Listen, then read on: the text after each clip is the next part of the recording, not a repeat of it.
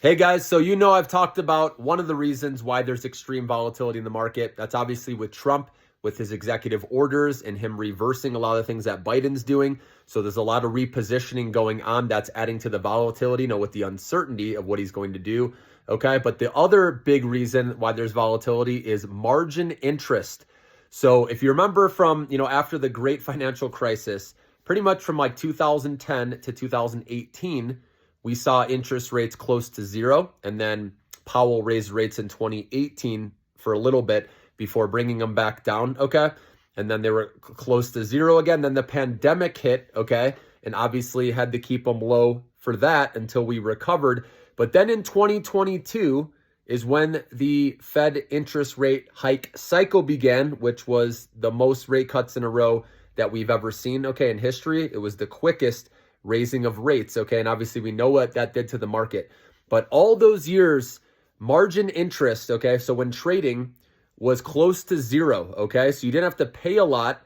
And obviously it was optimal trading environment, right, from 2010 to 2022 pretty much, until they started raising rates higher, okay, minus 2018, because like I said, the federal funds rate did go up then. But my point here, guys, is now that the federal funds rate has gone from closer to zero to now whatever it's at, 4.5, or I can't remember the exact number. It's not at its peak because we did get some interest rate cuts, obviously, because we're in an interest rate cut cycle, even though they just paused. So it's come down a little bit, but still margin interest is a lot higher than it used to be. So now, for example, if somebody's in a stock, right, and they're using margin, which I do not recommend guys doing that, okay? But if you're on margin and someone's taking a loss on a stock, not only are they down, but they also have to pay margin interest that's a lot higher than any time over the last decade, okay, plus. And so that's making people get out of their positions faster, and put their money elsewhere, all right? So that's why I'm saying you got to expect wilder swings, right? The whipsaw action, and know that maybe, the stock that you track used to fall maybe 5% at most, right, from resistance to support. And now maybe that's 8%, right? So you got to expect bigger trading ranges. And that's why I say it's important to mark off your support and resistance levels now. So you have those levels in. And so when you do get that sharp sell-off, maybe you don't panic as fast and just realize, okay, it's coming back down to support, and see if it, bounces back off of that. But this is where I like to wait for dip buying opportunities where stocks come down closer to support. So that gives me more confidence of taking a shot with my money. And then I set my stop loss right below.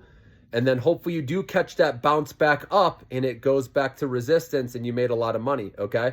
But like I said, you guys know that my focus now moving forward is mainly on the long term, guys, because that's where we're going to make the exponential returns, the life-changing money, okay?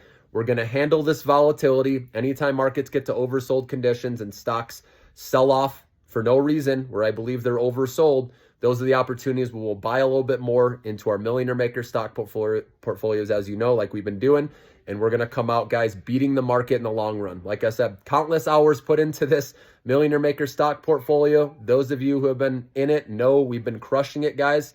And this will continue to outperform again because they're big themes and the demand is going to remain strong in these respective industries.